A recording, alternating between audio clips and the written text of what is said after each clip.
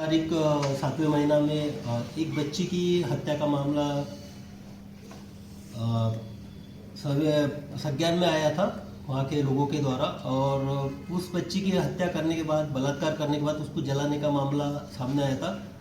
हालांकि घटना होने के बाद 10 दिन के बाद लड़की के पिताजी जो है वो कोर्ट में परिवाद दायर किए थे, और कोर्ट में परिवाद दायर करने के बाद वो यहाँ पे 30 तारीख को 7वें महीने में पिछले साल रजिस्टर हुआ था केस।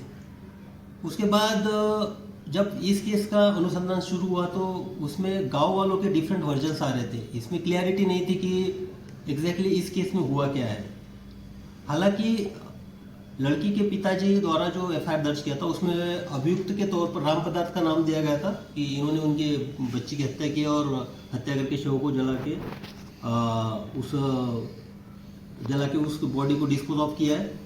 लेकिन मामले की संवेदनशीलता देखते हुए यहाँ पे जब मैंने चार्ज लिया तो यहाँ पे एक एसआईटी गठित की गई है, जिसका मॉनिटरिंग एसपी सीतामढ़ी मनोज कुमार के नेतृत्व में किया गया था। और एसआईटी के जो मेंबर्स थे उसमें सोनल थी एसडीपीओ बेलसंड, थानाध्यक्ष थे मनोज कुमार एसडी बेलसंड के, और तत्कालीन महिला थानाध्यक्ष सुचित्रा कुमारी थी। तो इन्होंने वहाँ पे सघन जांच की। घटनास्थल पे मैं भी गया था, और जांच करने के बाद करीबन 2 दर्जन के आसपास लोगों से इन्होंने पूछताछ की। 1 दर्जन के आसपास लोगों का इन्होंने स्टेटमेंट लिया, और हर एक बिंदु पे इन्होंने क्रॉस वेरीफाई किया कि उस घटना के वक्त कौन कहाँ था, कैसे था। उसके साथ साथ जो टेक्निकल एविडेंसेस थे मोबाइल से रिलेटेड, टावर लोकेशन से, बाद में किससे बात हुई, उस बारे में भी एक सघन जांच हुई। सारी जो एक हफ्ता के विस्तृत जांच के बाद एसआईटी एक निष्कर्ष पे पहुंची, जो कि परिस्थितिजन्य साक्षी इंडिकेट करते हैं, यानी सर्कमस्टेंशियल एविडेंसेस इंडिकेट करते हैं कि जो बच्ची को बलात्कार के तौर पे मारकर गायब करने का जो मामला था, उस मामले में कंक्लूजन ये निकलता है कि हालांकि उस बच्ची की जो हत्या थी वो एक ऑनर किलिंग का मामला था।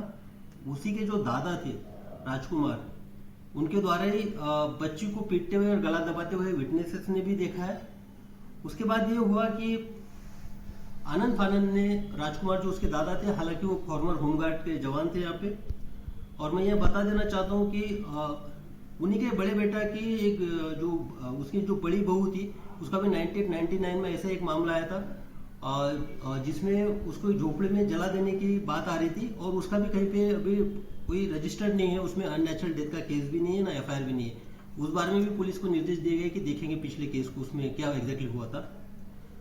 तो उसके बाद ये साक्ष्य आने के बाद ये क्लियर हो गया था कि राजकुमार जो लड़की का दादा है, इसी ने लड़की के एक संबंधों को देखते हुए वहाँ के जो विटनेसेस बता रहे थे उसके तहत एक ऑनर किलिंग को अंजाम दिया है। और जब वो लड़की को लाया गया तो आनंद फानंद में लड़की को हॉस्पिटल भी लेके गया है, ताकि वो देखने के लिए कि भाई ये लड़की जिंदा है कि नहीं है। एसआईटी द्वारा वहाँ पे जाने के बाद हॉस्पिटल का एक सीसीटीवी फुटेज भी दिया गया, लेकिन हॉस्पिटल का जो सीसीटीवी था वो टेम्पर्ड था।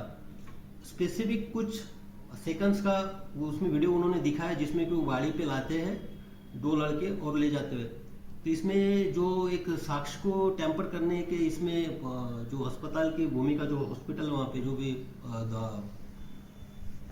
डिस्पेंसरी है, उसकी भी भूमिका संदिग्ध आती है।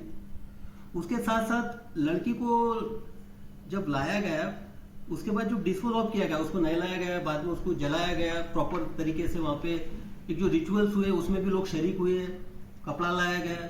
तो यहाँ पे वो लोगों की भी एक भूमिका संदिग्धता के तौर पे आती है, क्योंकि उन्होंने थानों को बताया नहीं कि इस तरह से घटना हुई है करके। और जहाँ पे लड़की को जलाया गया वहाँ पे निर्देश दिया गया है कि इन्वेस्टिगेटिंग